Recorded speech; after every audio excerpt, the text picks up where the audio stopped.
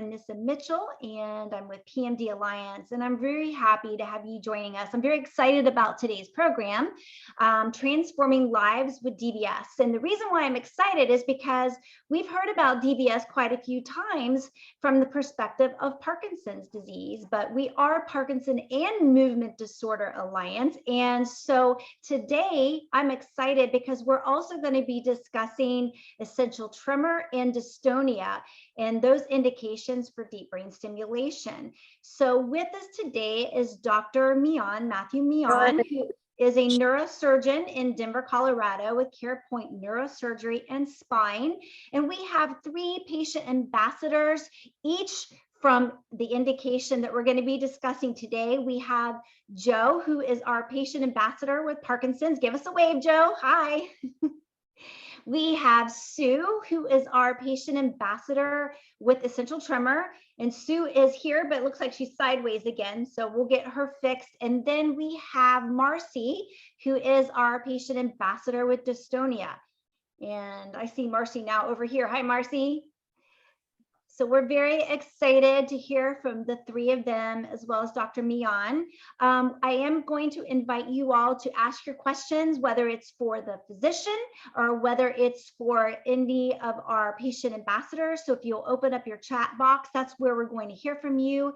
And please give us a shout out and let us know where you're joining us from. And actually, I would also like to hear if you're interested in hearing about Parkinson's in DBS, essential tremor in DBS, or dystonia in DBS. So if you have an interest in either of those 3, I would love to know which one that is. So we're excited to be able to kick this off. So I'm going to ask first Dr. Mian, if you could start by giving us a brief overview of Parkinson's symptoms that DBS can treat and what makes someone a good candidate. Hi, thank you guys very much for having me. As you mentioned, I'm a surgeon in the Denver area with a focus on surgery for movement disorders, including the 3 that we'll be discussing today. Regarding Parkinson's disease, the goal of DBS is really to help with what we consider the movement symptoms of Parkinson's. And these are often the most outwardly apparent symptoms of Parkinson's. They're usually the symptoms that lead a patient to have a diagnosis. But we're talking principally about symptoms like tremor, rigidity or stiffness, slowness, and then trouble with gait and balance. So when we do DBS, we're generally expecting for those symptoms to improve. And we have a variety of randomized controlled trials that support that patients do much better with those symptoms with DBS. Importantly, we have other studies that suggest that patients have other benefits beyond just their symptoms. So they have more ability to do general things around the house, what are called activities of daily living. Patients are often able to reduce their medication needs very substantially. And then patients usually spend an extra 4 or 5 hours a day with good motor function, their best motor function. And then very importantly, most importantly, patients who have DBS across a number of randomized controlled trials, which again are the gold standard in medicine, report that they have a better quality of life after DBS surgery. So again, DBS is very helpful for the movement symptoms. It's not helpful for what we consider to be non-movement symptoms. So some patients with Parkinson's disease have trouble with sleep, have trouble with sense of smell, with digestion. Those things generally do not respond to DBS. And a good rule of thumb for things that get better with DBS is what patients have seen get better with Sinemet, with carbidopa levodopa. Regarding who we consider a candidate for DBS for Parkinson's disease, generally we're looking for a patient to have had the diagnosis for several years. There's a couple reasons for that. The first is that there are some disorders that can look like Parkinson's disease in the beginning, but can turn out to be a related disorder that we don't treat with DBS. And then we also like to make sure that patients have tried medicines and had some benefit from medicines before we move on to surgery or other things that are invasive. We like to see that patients have a good response to Sinemet or levodopa. because as I said before, most of the symptoms that respond to DBS have also responded to medications. The exception to that is tremor. So patients with Parkinson's almost universally see improvement in tremor, even if the medications are not helpful for their tremor. And then finally, we like to see that patients have had something called a neuropsychological examination, and this is going to be true for the other disorders that we'll talk about. The main reason for getting a neuropsychological evaluation, which is basically a cognitive screen with a specialized doctor, is to look for signs of memory or thinking problems that can develop in Parkinson's, and importantly, could be made worse by DBS if they're already there. So we're essentially trying to screen out patients who already have signs of dementia.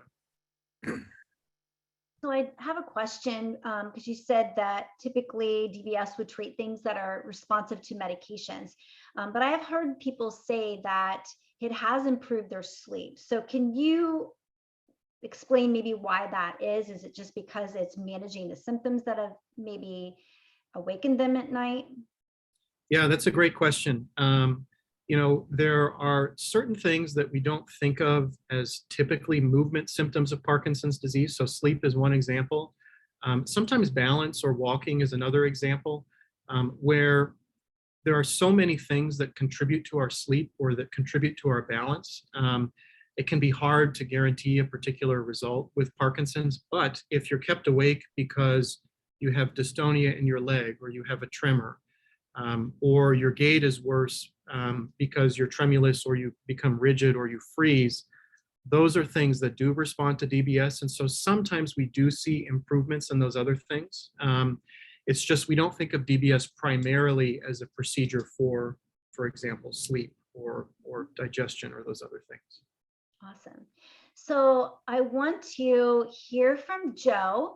If you would be willing to share a little bit about yourself, some of your symptoms, at what point you decided to have DBS, and then how this has impacted your life. Thanks. Glad to share. My Parkinson's started when I was around 55. I'm currently 64. And actually, I'm sure it had been going on for some time before that. So, you know, a few years at least, if not more. And I saw a movement disorder specialist after seeing my primary care for 6 months or 9 months or something like that. I saw the movement disorder specialist. She talked with me about the Parkinson's and said that basically, you know, at the first visit, she mentioned the DBS, saying, you know, once you're on medicine doses that you're not tolerating, medicines are not being effective, you should see our movement disorder specialist who specializes in the DBS and see if you're a candidate. So I gradually escalated on medicines and ended up on, you know, I tried a lot of meds that didn't work, tried meds that did work some. I had predominant tremor, which now is a little bit there. Anyway, I had predominant tremor, and I understand that that's quite commonly associated with a very high response rate to the DBS. So about this time last year, well, actually 2 years ago, about this time, I saw the person in our organization that does the DBS and went through the evaluation. And about a year later, which was a year ago now, I got the surgery and had the device turned on last January, and had some turmoil, which was probably primarily good. I had new dyskinesias, new REM sleep disorder, and but I also had essentially no tremor whatsoever. Gradually reduced the medicines. Well, not so gradually, fairly quickly reduced the medicines to nothing. And then for the last year, surprisingly to me, because as I understand it, most people have about a 50% reduction in their meds. I remain off of meds and doing fairly well. So that's in a nutshell where I'm at. The meds I'd been on were effective somewhat, but I found myself falling into this trap whereby I would go see my doctor, and he or she would say, you know, how you doing? I'd say, well, pretty good, but could be better. And so she'd say, let's increase this medicine. And we'd increase it. 6 months later, I'd go back. She'd say, well, how you doing now? Well, I'd like being nice, like being kind and appreciative. So I said, well, I can't tell for sure. I think I'm a little bit better. And so I'd get a higher dose, more meds, higher doses, higher doses. What I found with the DBS, though, is that in contrast to my old process of managing symptoms and adjusting the medicines, when I would turn up, either I would turn it up or the neurologist would turn up the device, I would know within minutes whether it was better or worse than before. So before, I was always evaluating the meds going up more than going down. And with the DBS, I found that probably many of the problems I was having were actually side effects from the medications that I was on. The Cinemet worked somewhat. I was on pramipexole, very high doses there, that I think in retrospect were giving me a fair amount of side effects. And getting off those meds seemed to be quite therapeutic, as well as getting the device being therapeutic. So here I am a year later, doing fairly well. I've got some problems, but I get out and I walk every day for an hour. I do LSVT and big exercises, do a little meditation, and that combination seems to be the ticket for me that has been quite successful. That sounds awesome. And it makes me want to go back to Dr. Mian, because you said a few things, and I know there's been a few questions that come in. So could you talk a little bit about, I guess, the placement of one side versus both sides, and what to expect from that, and maybe a little bit about the programming process after the implant? Sure. So, surgery is, as it turns out, just actually a small part of this whole process, as I'm sure all of the guest patients can attest. But when we do DBS, whether it's for Parkinson's or any of the other disorders we'll discuss today, we do have an option of treating one side of the brain or both sides of the brain. So one side of the brain controls the opposite side of the body. So for example, in Parkinson's, we'll sometimes see patients that really only have symptoms on one side of the body. If that's the case, then often we will treat just that side of the brain. Some patients will go on, as their disease progresses, to need the other side treated, but we try to only go through the process and subject patients to the risk of a both side surgery, a bilateral surgery, if they really have symptoms on both sides. After the device is placed, it's usually a period of about a month where we kind of let the dust settle, so to speak. We let the incision heal, and we let any little swelling that occurred around the tip of the electrode subside. And then the device is turned on in the office of the patient's neurologist. And typically there's a few visits there that are sometimes spaced out by a couple weeks to tweak the settings to get them just right. We don't like to start the stimulation at a very high level because it can be overwhelming to patients. And so often there's a few adjustments or a few tweaks before patients get dialed in. And then most of the time they coast and see their neurologist a few times a year and may need minor adjustments, but it's an ongoing process. And it's one of the advantages of this therapy. It's flexible, it's dynamic. We can change the settings, change the therapy as your symptoms and disease progress. And I know you talked earlier about having a neuropsych evaluation to roll out any cognitive changes prior to. I know someone wanted to know if you could talk a little bit about degradation of cognitive function after DBS. Is that a concern that someone should have? It's certainly a concern, and that's why we try to screen patients very carefully. Devastating cognitive problems after surgery are fortunately very, very rare, and that's because we are careful with patients. The main deficit that patients can notice after surgery is a slight reduction in something called verbal fluency, or kind of the ease with which we get words out, we speak. So we look at patterns of strengths and weaknesses on these preoperative neuropsychological tests, these cognitive exams, And we always find strengths and weaknesses. We always find some deficits. And so the question is really how to put them in context and whether surgery represents an unacceptable risk. Unfortunately, we have no perfect crystal ball to predict who will have severe problems and who will not.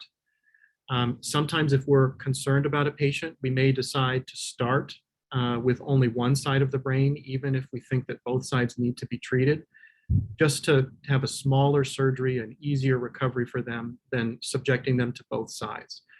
If they do well, then we can do the other side of the surgery in a few months.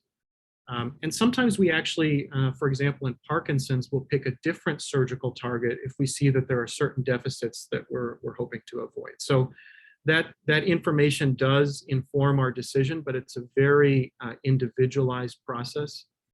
And we have to consider it in the context of everyone's personal story and their life situation. So now I would like to spend just a few minutes discussing symptoms of essential tremor. How is the essential tremor different than a Parkinson's tremor?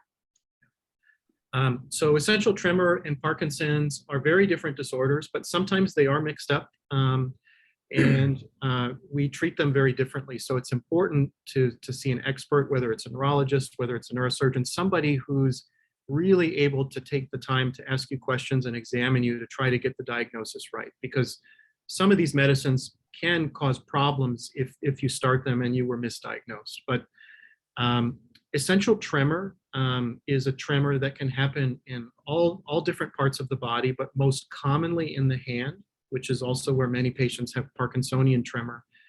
The big distinction is that the tremor of essential tremor is generally brought out by holding a posture. So, holding your arm up, or by purposeful movements. So using a spoon to feed yourself, trying to write. In general, the tremor from Parkinson's disease is usually most obvious when a patient is at rest, and it might look something like this. There are other signs and symptoms that go along with Parkinson's disease that a neurologist or a surgeon will look for. When I meet a patient, even a patient who's sent to me for essential tremor, just because we don't want to make that wrong diagnosis. But often the tremor itself looks very different. And you mentioned the hand, but it can also affect the head, the voice, arms, and legs. Is this correct? Absolutely. So essential tremor can affect almost any part of the body. The hands are most common, but patients can have it in the legs, or they can have it closer to the middle of their body. So the trunk, the voice, the head. You can have patients with what's called yes tremors or no head tremors. All of these things do respond to DBS. We can do DBS for all different kinds of tremor. Generally, what I tell patients is the farther we get towards the middle of the body, just the less predictable the response to DBS is. So for example, hand or leg tends to be very responsive to DBS. It gets a little less predictable when it becomes head or torso. And often we have to treat both sides of the brain to treat tremors that are in the middle of the body. You can see some benefit, but again, it's just a little less predictable than hand tremor. When I see a patient with hand tremor, I quote them basically an expectation of a 90+% reduction in their tremor. It's a little bit less when you get to the center of the body. So this may be a silly question, but when you get in more internal into the trunk, is there a presentation that is easy to determine it is an actual tremor versus a dystonia? Is there any similarities in those presentations? There, in fact, can be similarities, and some patients can even have what's called a dystonic tremor. That's why I think that any patient who's considering deep brain stimulation, I always prefer for them also to meet with a movement disorder neurologist, a specialist, just so there are two expert set of eyes that are agreeing on the diagnosis. The main difference we see between essential tremor and something like dystonia, and we'll talk a little bit more about dystonia later, but the dystonic movements tend to be more kind of sustained muscle contractions that are longer in duration. Tremor is a more repetitive and a higher frequency movement like this. Dystonia is something where, whether it's in the limbs or in the trunk, it tends to be more sustained muscle contractions that patients have kind of abnormal postures or painful cramping. But there can be cases, that's a great point, there can be cases where it can be difficult to tell between the two. And so you explained a little bit about when someone with Parkinson's might be a good candidate for DBS. So what is that situation with essential tremor? When is someone a good candidate for DBS with ET? Yeah. So again, with Parkinson's, we're looking several years after diagnosis when patients have developed problems with their medications where their movement state will fluctuate rapidly during the day, or they have some symptoms like tremor that stop responding to medicines. With essential tremor, sometimes I have patients who've had this disorder for decades. Sometimes it's only for a few years. So there's not a real timetable. The main thing that we look for in essential tremor is that the symptoms have now reached the point that they are bad enough that they are affecting activities of daily living and quality of life, despite trials of usually 2 or more medications. And so 2 people may have a very different personal judgment as to the severity of their tremor. We don't have kind of a scale that we use to determine who's a candidate and who's not a candidate. It's a very personal decision about how much it affects you in your daily life. Regarding the medical trials, the 2 most common and most effective medicines that we use for essential tremor are called propranolol and primidone. I like to make sure that a patient has tried 2 medicines, but that at least one of them has been one of those 2 medicines before we talk about surgery. So I'd love to hear from Sue, who is our ambassador with essential tremor. If she could share your experience, or if Sue, would you share your experience with essential tremor? Where was your tremor and what point did you get DBS, and maybe how it's changed your life? Okay, you're muted. You're still muted. 1 second. Let's get you unmuted. Okay, test. There you are. Okay, start over. Sorry about that. My tremor became apparent to me probably 30 or 40 years ago. I'm a teacher. I'm a retired teacher. And I first noticed it with my handwriting. And mine was mostly, and I kind of put it off. A doctor had told me it was familial tremor. And there are people in our family that have tremors.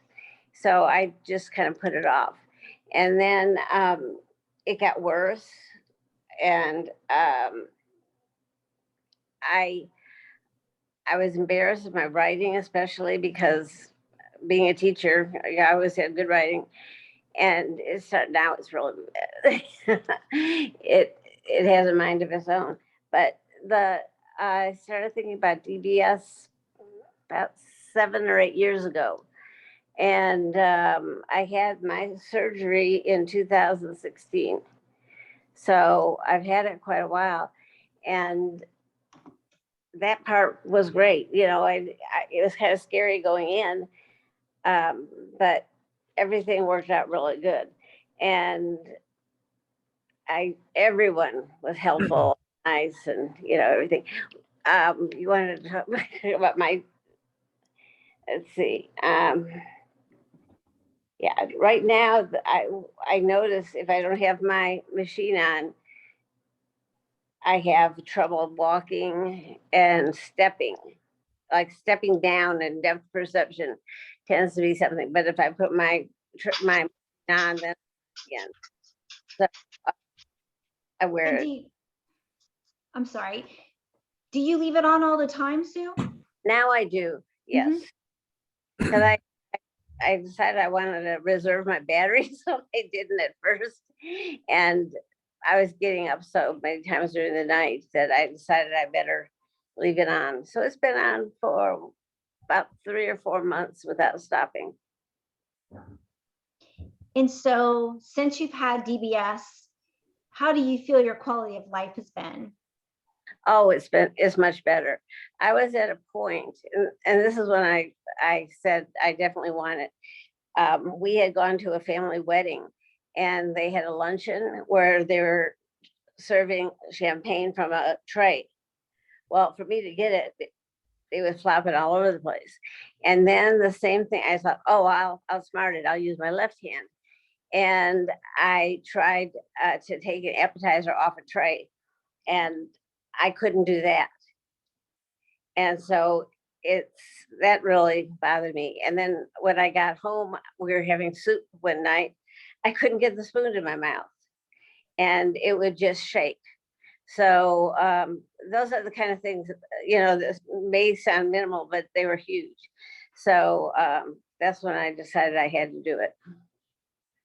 And those are also some similar concerns that people with a Parkinson's tremor, I've heard them speak of too. So that's wonderful. And I love hearing that. And I know someone had asked earlier, and I think this would apply to both you and Joe, wanting to know if you have any restrictions or discomfort having DBS, and, and generally, has it changed your day-to-day lifestyle at all?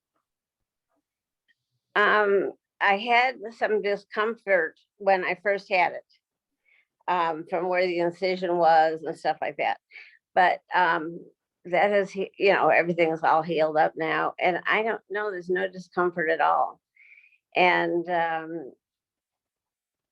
nobody would know that I have both sides done, because I figured, well, if I'm here, I might as well get them both done, because I knew I had trouble on both sides.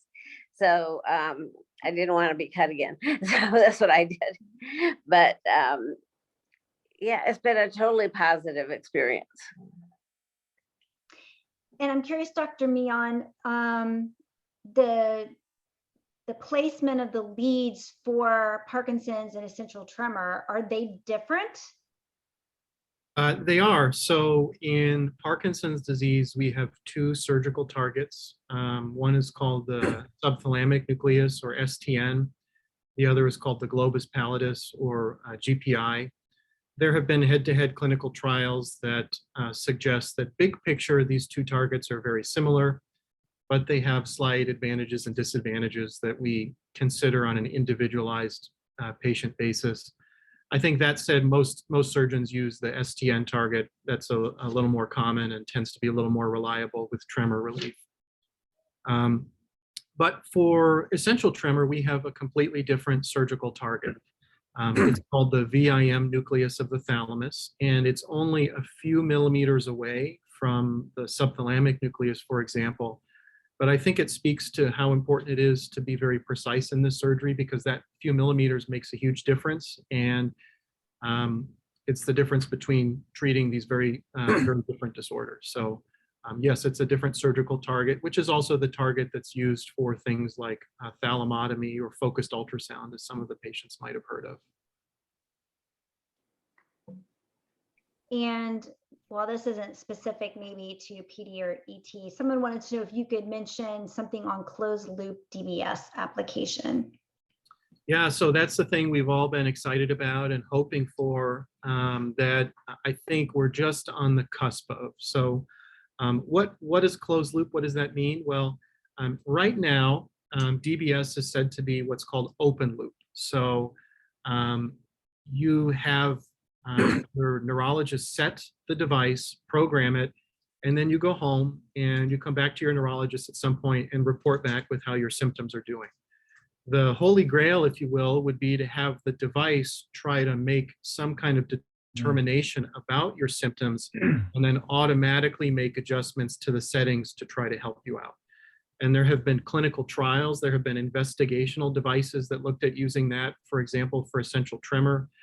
And we have a new device just on the market in the past year that's bringing us closer to being able to do that. It's a battery that provides sensing capability. So the battery can sense changes in the brain waves that we know correlate with different states of Parkinson's disease, for example. And so the next step, the hope for someday, is to be able to take that data that the device is recording and for it to use an algorithm to make a decision to change the therapy automatically. So maybe the therapy gets turned down or adjusted when you're sleeping, and then turned up or changed in a certain way when you're walking or eating. And the idea is that a closed loop system would be able to do that automatically. Wow, that's fascinating. So you've mentioned dystonia a few times, and I know that people with Parkinson's can have dystonia as part of their disease. And I know that dystonia also can be its own movement disorder. So can you spend a few minutes just talking about dystonia as a movement disorder and maybe what might be different with that versus somebody with Parkinson's and dystonia? And then we can get into a little bit about treatment with DBS. Sure. So dystonia, I think, as I mentioned before, really refers to movement disorder that can occur on its own or in conjunction with Parkinson's disease that consists of abnormal and sustained muscle contractions. And these muscle contractions can cause a person to adopt a very strange or uncomfortable posture. Sometimes that posture you can break, and sometimes it can even become permanent, and patients can develop what are called contractures. Dystonia can develop at all places in the body, from the face, the eye, the throat. Writer's cramp in the hand is an example of a relatively innocuous dystonia, for example. And patients can have different kinds of dystonia. So dystonias that are isolated to a particular part of the body, a segment of the body, or there can be generalized dystonias that can affect all different parts of the body. When dystonia occurs in Parkinson's disease, it's most common for it to involve the lower leg or the foot. And so patients may feel cramping or twisting of their foot or their calf. And that's a relatively focal dystonia that we frequently see in Parkinson's disease.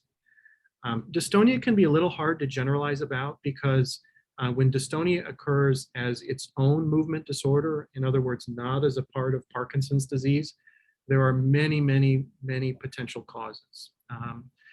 And dystonia, as it turns out, is less common than essential tremor or Parkinson's disease. So dystonia can be caused by genetics. It can be heritable, meaning you get it from your parents.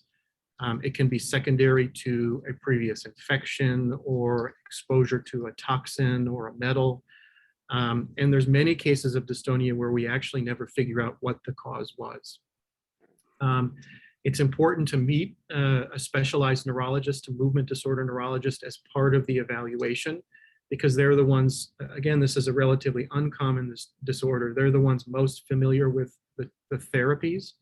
And there's lots of therapies we think about before surgery. So muscle relaxants, physical therapy, in some cases Botox injections to target the muscles that are contracting. And it's patients who have consistent and persistent problems despite all of those things that we ultimately think about surgery for.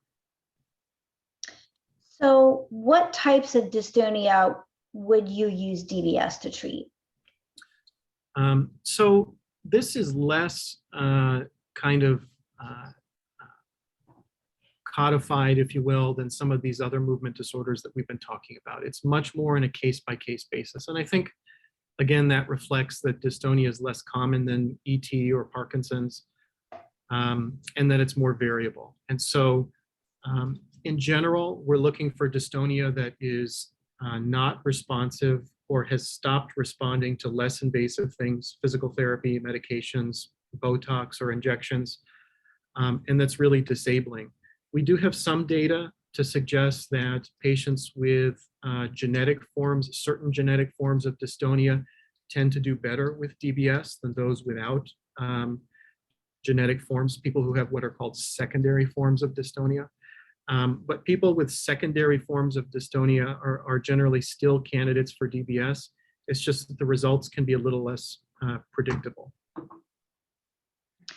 So we have Marcy with us, who is our ambassador who has dystonia. And I wondered if Marcy would be willing to share a little bit about her experience with dystonia and where she was experiencing it and when she started getting DBS or when she had DBS surgery and how that has affected her. So there she is. Hi, Marcy. Hi, everybody. I was originally diagnosed in 2016 with cervical dystonia.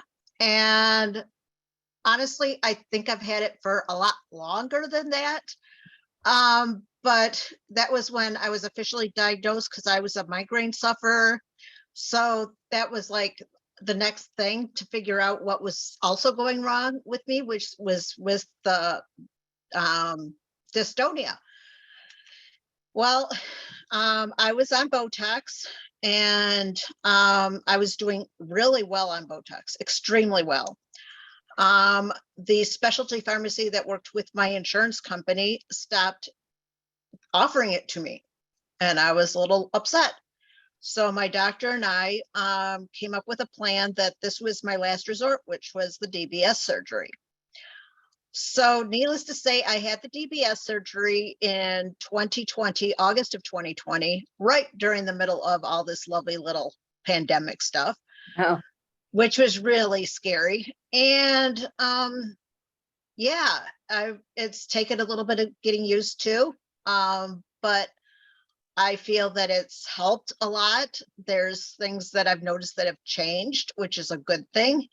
And then there's things that, I'm still like, okay, we'll work with this. So, I'm back and forth, but I think, DBS surgery has been a good thing. I'm constantly monitored with my neurologist and stuff like that. So, I feel safe about it.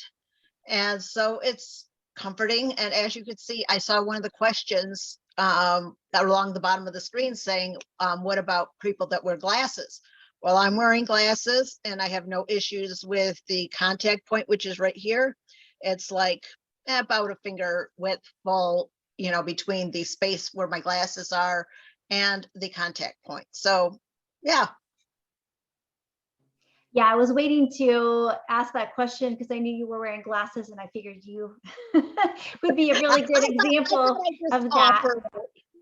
So would you say that your life has gotten improved with having DBS, that you generally are able to do a little bit more than before?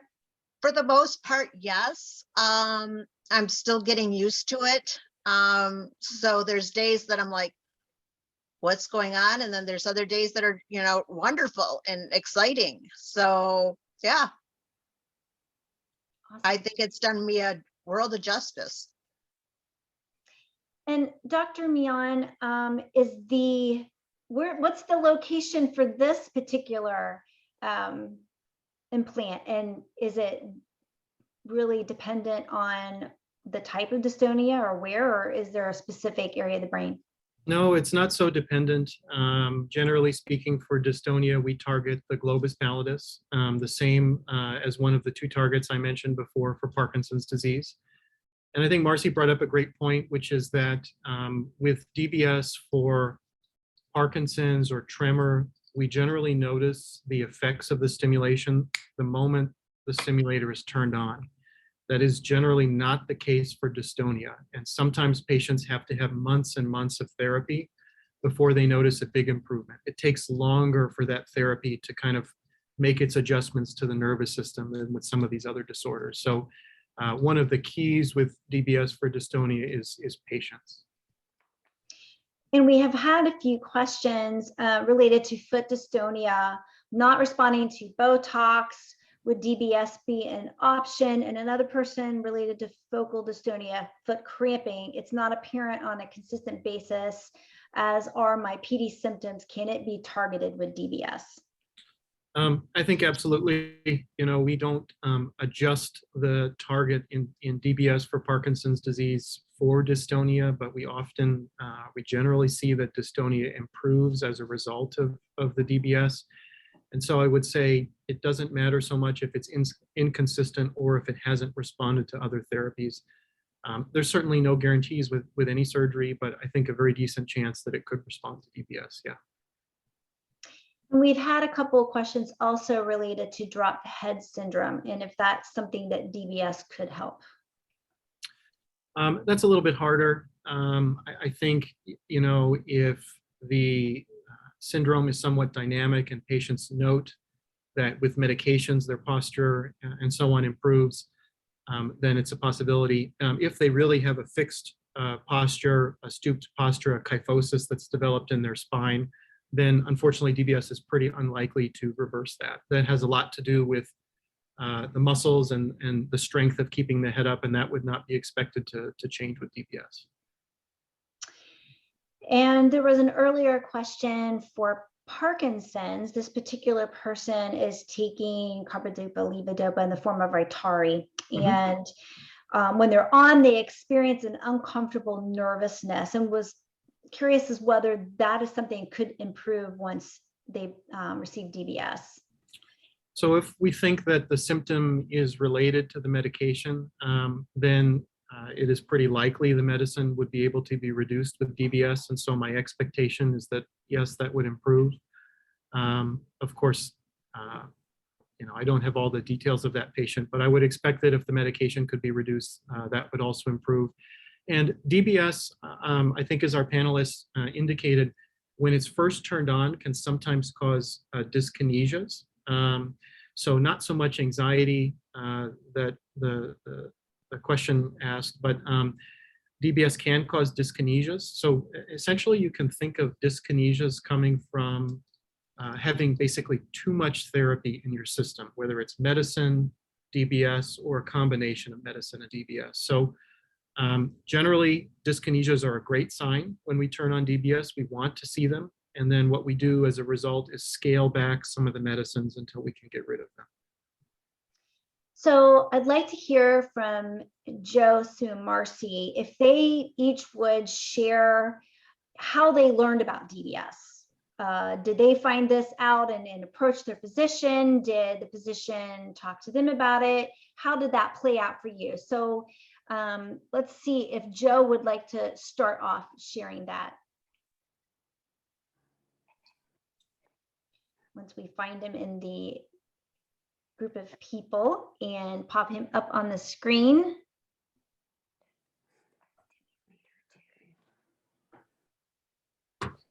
Is he still there? There's Joe. Okay, you're muted, Joe. Can you unmute?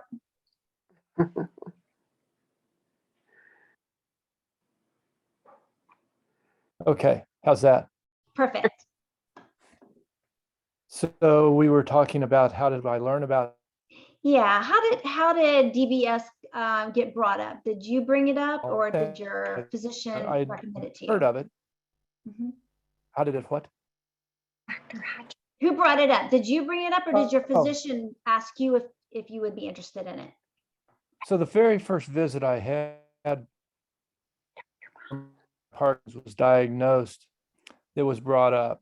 I thought, well, gee, this person's a bit aggressive approach sharing with that. And then, by the time I actually saw the person in our organization that does,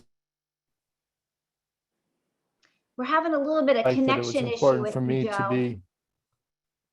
Let me shift here to another spot. Okay. How about now? Technology's great when it works. Is this better? All right. Yes, you seem to be a little more stable. So go ahead. Sorry to interrupt you.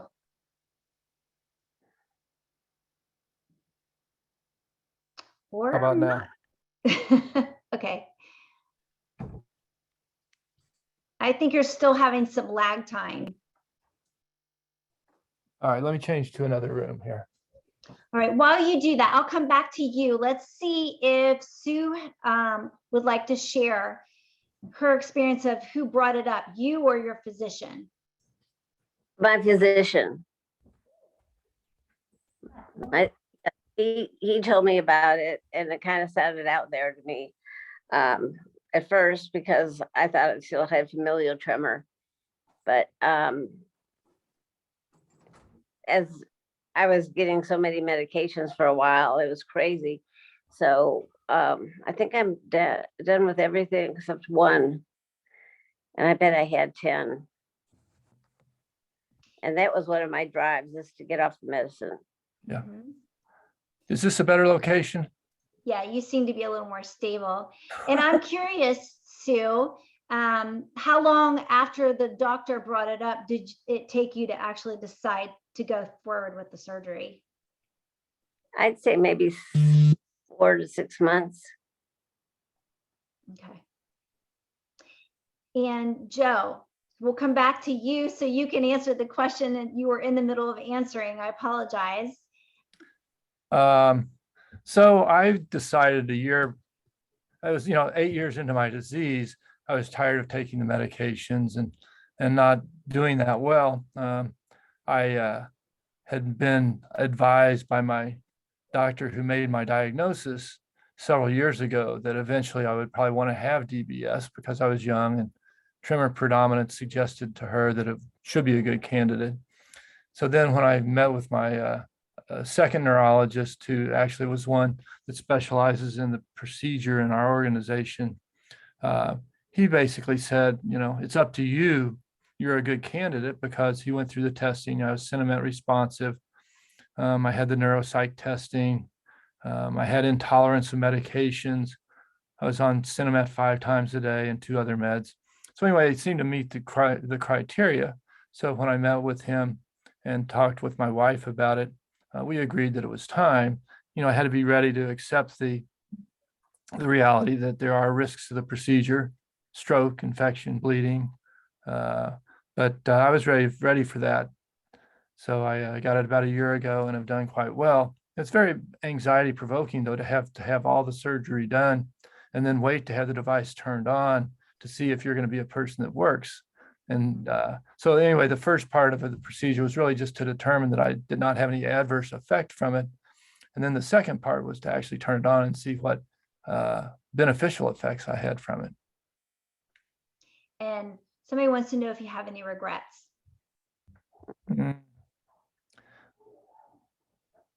No, I don't think so. It's interesting. I had problems that were not what I expected. I had expected a 50% reduction and an improvement in my tremor, walking a little bit better. And the tremor went away entirely, which was actually quite disabling. I could not, there were many things that I needed to do that I couldn't do due to the tremor. So that was quite disabling. But anyway, what I did have that I didn't expect was REM sleep problems that I had never had before. And I had some new movement problems. I used to ski and play tennis. My balance was worse, it seemed, after the surgery. It's getting a little bit better now. Same thing with tennis. I fell the first time I played after I had the surgery. And I went back to my doctor and I said, hey, this is really frustrating. I don't think I better play tennis anymore before I break a bone or something. And he explained to me that there was actually a situation in which you're improved, you're moving more quickly, but your balance and your accompaniment of compensations for your moving quicker are not yet. They're sort of like an adolescent teenager, kind of gawky and that kind of thing. That's what I felt like. Well, and you did improve some things, but you still have a disease that requires rehab occasionally and maintenance through exercise program and medication. So kind of, working on one end, improving one area, and maybe, going back and then mediating all those things that you're struggling with. So do you feel that now you can be more physically active since DBS? Oh yeah, I'm an active kind of guy. I mean, I've been running before the surgery, I'd been running for 40 years and quite active, long triathlons and that kind of stuff. So my baseline function was quite high. It had diminished dramatically with the Parkinson's disease and the associated medications. But now I seem to be back on the rally side of being more active. Have not played tennis yet this year. We'll see if I give that a try or not. Awesome.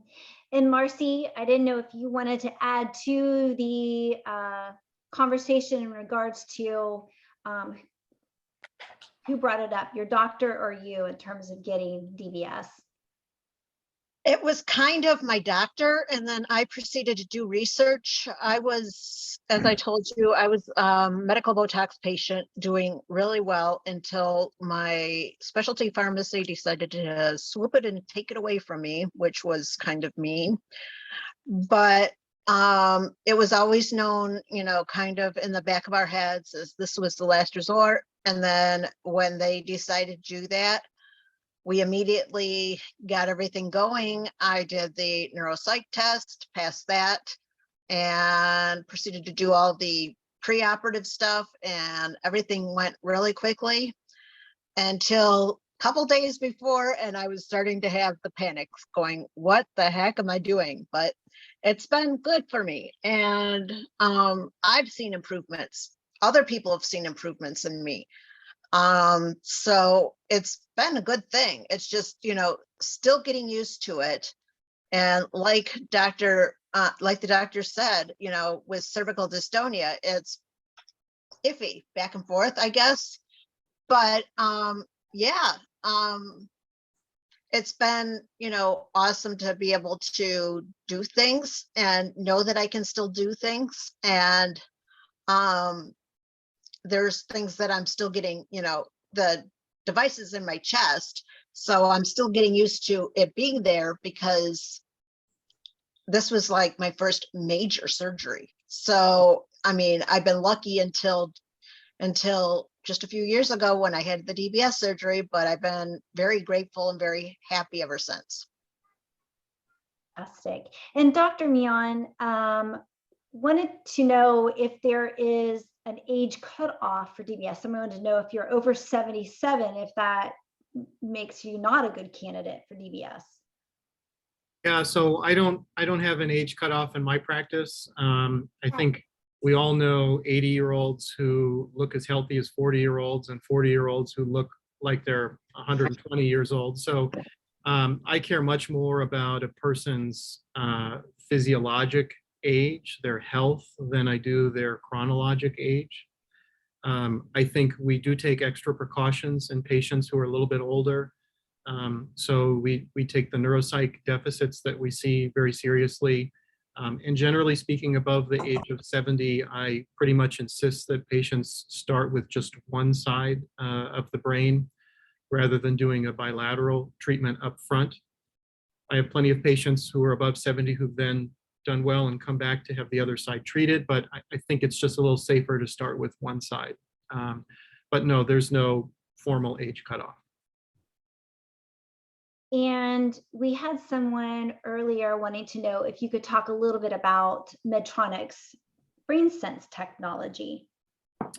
Yeah, so this was the technological advancement that I mentioned a little bit earlier in the setting of closed loop DBS. So Medtronic, their new battery has the ability to sense the brain, to detect brain rhythms that we can then correlate with particular features of your disease. And so it can be very helpful for your neurologist in the first few programming sessions to be able to look at some of that data and make decisions about changes in your stimulation therapy.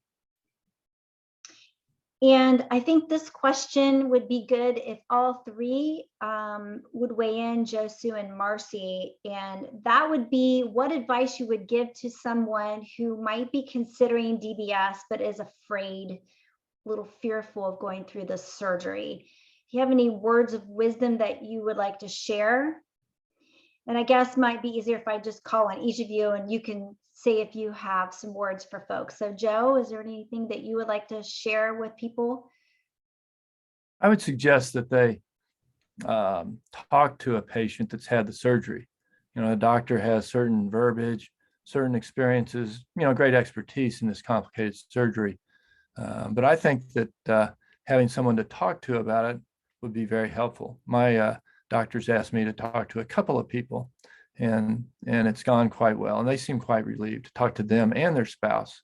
Their caregiver, I think, is an important partner in the decision as well. So anyway, those would be my two suggestions. Talk to somebody and involve your loved one. Thank you for sharing that. How about you, Sue? Any words of wisdom for someone who might be afraid to go through with the surgery? Well, I was afraid too, but I just knew it would be better on the other side of the surgery. I mean, the only time I was in the hospital was for childbirth. And to go from nothing to brain surgery was a big jump. I just say, do it, go for it. It's scary because they're talking about your brain, but before you know it, the surgery is done and everything's fine. And how about you, Marcy? What would you say someone who's contemplating this and they're afraid? Talk to others. That would be my huge advice. Have a good support system behind you. Have people that love you and are willing to do the research to find out what DBS is so that they are educated as to what you're about to go through. Education is key. Research is key. Having the stability behind you is also key. Make sure that you try to do things that, make you happy. Like they weren't sure if I'd ever get back into crocheting after the surgery, but guess what? I am back into crocheting. I'm back into doing things that, I was kind of nervous that I wouldn't be able to do. And it's kind of neat. So just make sure that you have, you're educated, you listen, you talk to others, you feel loved. That's awesome. I'm glad to hear you were able to get back to doing some of those things. That's exciting. One other thing, I'm surprised the question hasn't come up, but the other would be to not be anxious or worried about being awake during your surgery. If your surgeon recommends that, of course. Awesome. And thank you, because I'm surprised it didn't come up too. So thanks for bringing that up. Dr. Mian, any final words that you would like to share with our group? Yeah, I would say that, I got into this very niche area of neurosurgery very simply because I saw patients whose lives were transformed by it. And I do think it is one of the most gratifying things in my practice that I do, because patients with all three of these disorders generally have much better quality of life after the procedure. But I would echo what all three of the panelists have said about reaching out to family members for extra support in making this decision. This is a big decision. And, generally surgeons or movement disorder neurologists can connect you with patients who've had the experience. I think all three of the device vendors also have patient ambassador programs where they're able to connect you with someone who's been through it, so you can get their unvarnished opinion of the procedure. But I would say be your own advocate. The biggest thing we struggle with in this field is that most patients who are eligible for this surgery never learn about it or are never referred to consider it. And it's a real shame because, as I said, it often does change a person's quality of life quite a bit. And so be your own advocate, whether it's in thinking about DBS or in troubleshooting a problem after you've had DBS. Well, I want to thank you so much for being a part of this discussion, Dr. Mian, as well as Joe and Sue and Marcy for sharing their perspectives of all three types of DBS indications that we're covering under movement disorders, PD and essential tremor and dystonia. So thank you so much for joining us and being a part of this discussion. And one of the things that PMD Alliance does that I really, really like is we like to show a little bit of love and gratitude to our speakers by giving you that wave of gratitude. So I want to first of all thank Dr. Mian, Marcy, Sue, and Joe for being a part of this discussion. And thank you to everyone who came in to listen to their stories and ask your questions. So we're going to give you the wave of gratitude to thank you so much for your time. Thanks to Medtronic for gathering all these great people to share their stories with us. And we look forward to seeing you at our next time, at our next talk. Take care, everyone. Have a great day. You too. Thank you very much. Bye. Bye.